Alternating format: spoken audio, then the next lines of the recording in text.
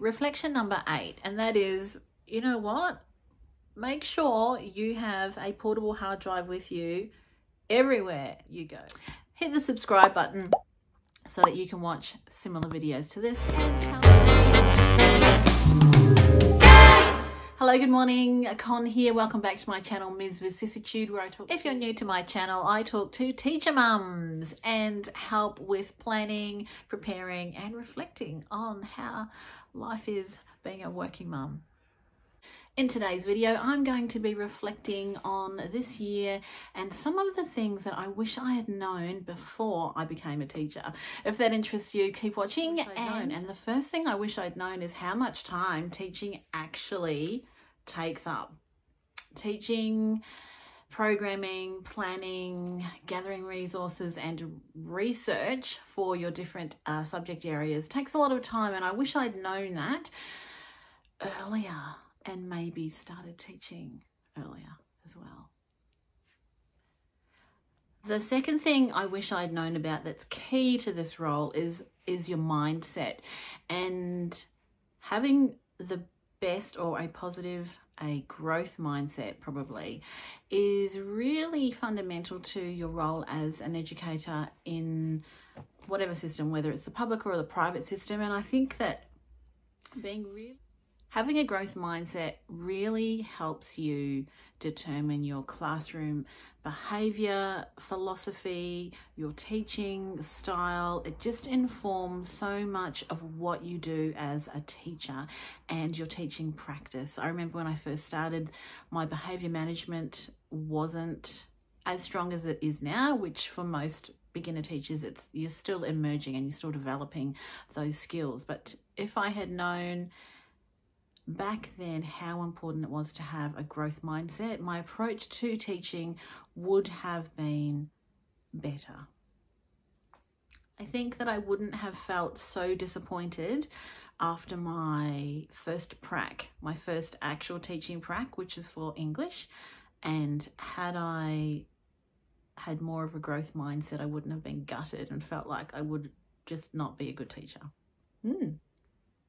Number 3, teachers are actors as well. There's so much about our role that requires us to be on and performing, as well as having subject content knowledge and an understanding of who we're teaching, what their strengths, weaknesses, learning styles, what time of day. There's so much about our role that is physically and emotionally demanding that it's actually important to acknowledge the creative thinking on your feet and acting that we have to actually do for our teaching practice. And that's not to say that we're being inauthentic, but it's more about being aware of the professional boundaries that we do have to have in place that ensure that our vibe in our classroom is engaging and that we're aware of the dynamics that can lead some students to be on task and others to be off. So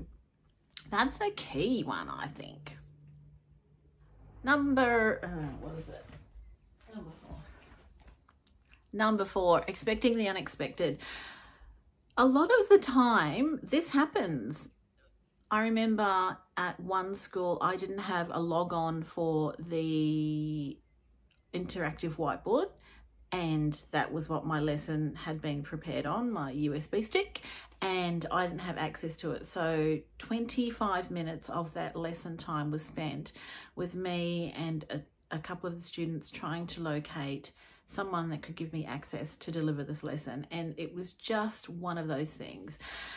Luckily, I had prepared worksheets and we were able to go on with that. But it was the Black Plague, and it was this interactive website that I'd found from the UK. Couldn't do it. Could not do this lesson. Had to go on with the worksheets, which was fine. But that's one example when technology can fail you and cause your lesson to be pear-shaped. Another unexpected thing could be students have been fighting, or they've had other things happen to them and they bring that to class. It's just things that you have to just roll with, and that's part of what it is to be a teacher, expecting the unexpected. The class is unsettled because of things that have happened. My child is filming.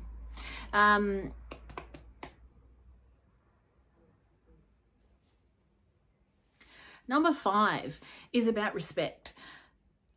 It's such a cliche, but respect is earned. It's not given. And the way that happens, which is a reciprocal thing as well, is that you demonstrate that you are a professional, you're experienced, you're competent, and that you care. I think that makes a difference. I think it definitely makes a difference as to how students respond to you as a teacher and as a human when they know you care about them. And it makes teaching and the teaching learning experience a really beneficial one for both you and your students. It's key having the respect of your students and also respecting them. One way that I've learned to establish yourself as the teaching professional in a classroom context is to have really clear classroom expectations or class rules. I used to have 3. I only ever wanted to have 3 rules prior to working in the prison and also in a high school setting. I only wanted to have 3 because I didn't want students to be inundated with 6 types of classroom rules for every subject that they had. So I just had 3 rules, and I've continued that practice into the jail up until the beginning of this year. My three classroom rules are: do the work is number 1. Number 2, don't steal anything. Number 3, don't make me cry. And the 4th one is don't do anything stupid in the bathrooms.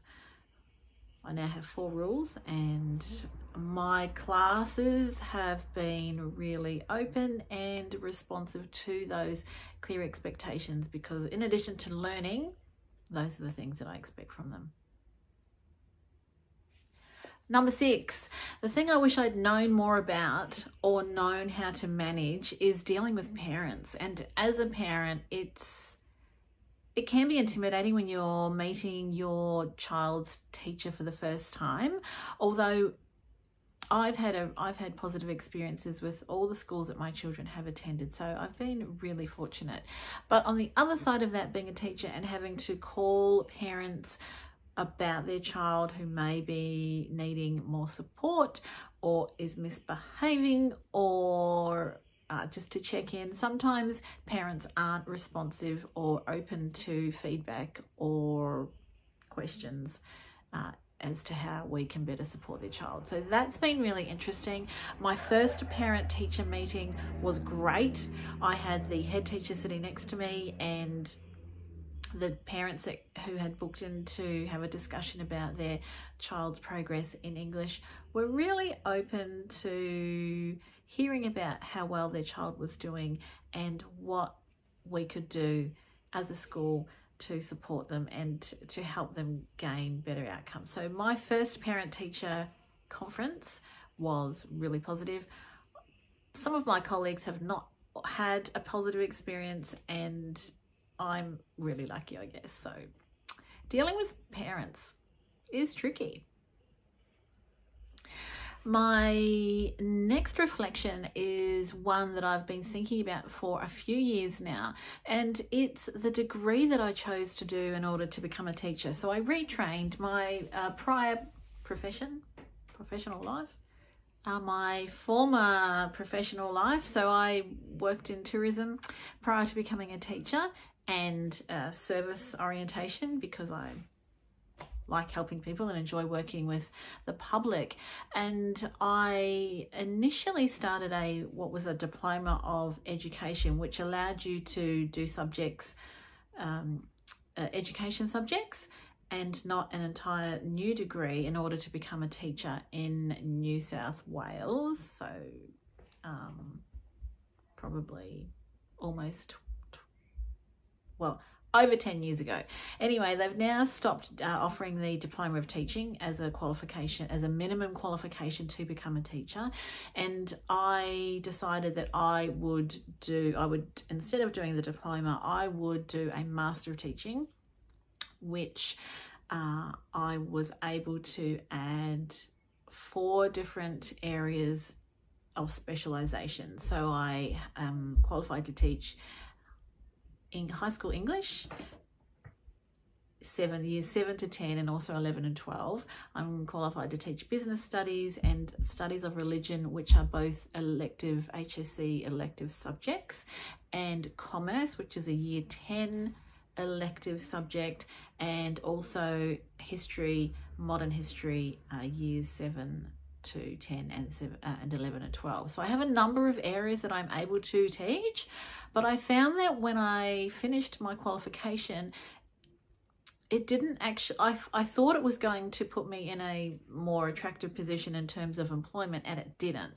So I spent a lot of time and a lot of effort getting the Master of Teaching, and really I could have probably done another, or a Bachelor of Education or Bachelor of Teaching instead of adding all these units. So on reflection, I would have stuck with the diploma and just started teaching earlier than I did.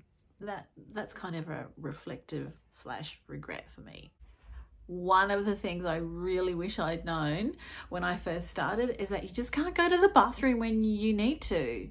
So you end up training yourself to wait for periods of time. Like if you didn't go before classes start, then you've got to get through 2 periods of classes and then, you know, rush down to the bathroom like everyone else. And I really wish I'd known that, because I wouldn't have drunk so much earlier in the day when I first started as a teacher. And when you are working and you're a casual, you forget to ask where the bathroom is as well. So one school that I was casual teaching at actually was a beautiful primary school, quite modern in that it's possibly only 10 years old, but they have a very modern bathroom system.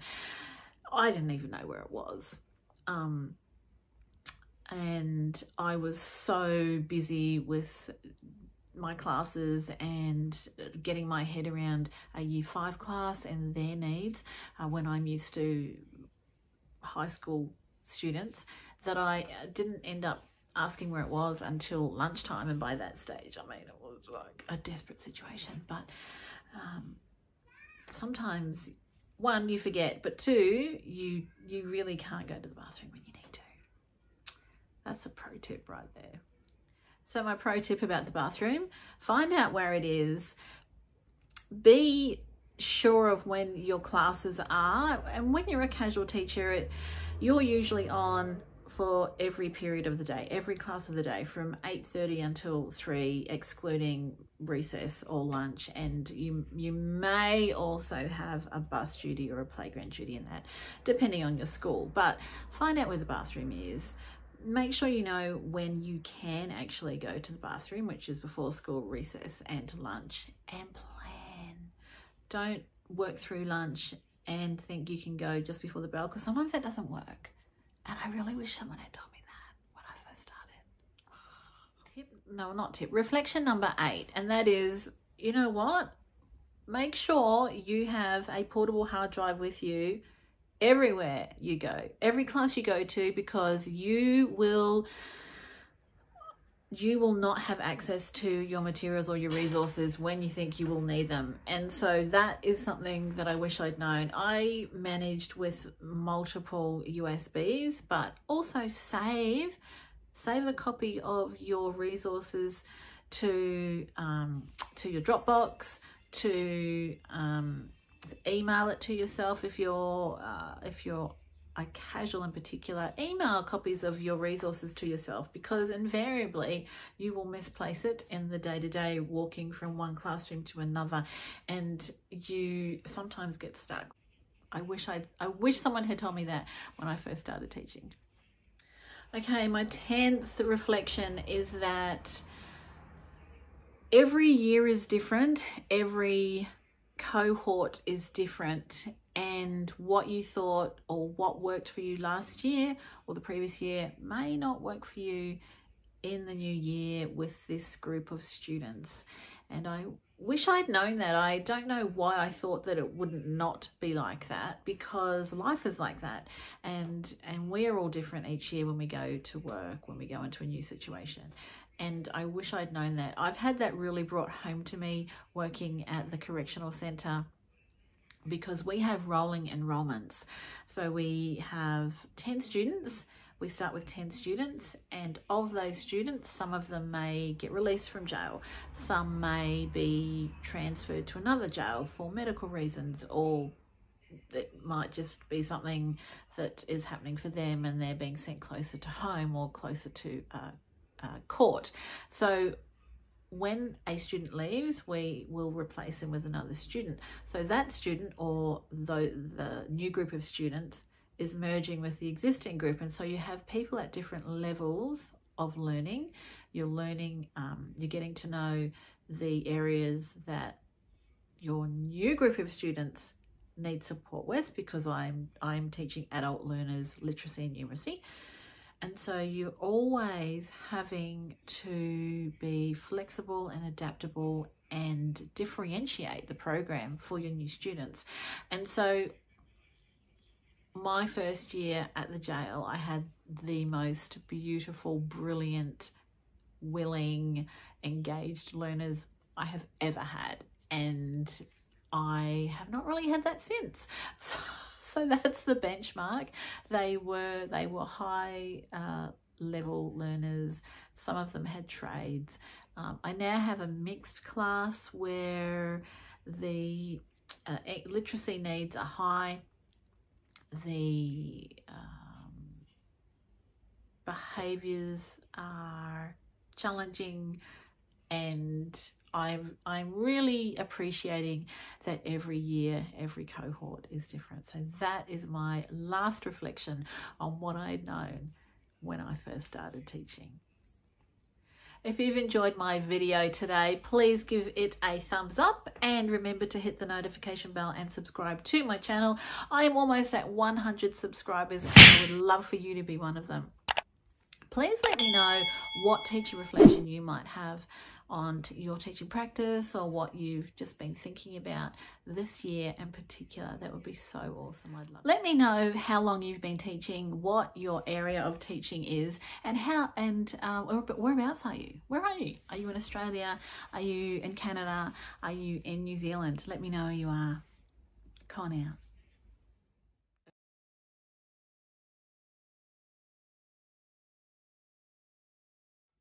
So my advice would be to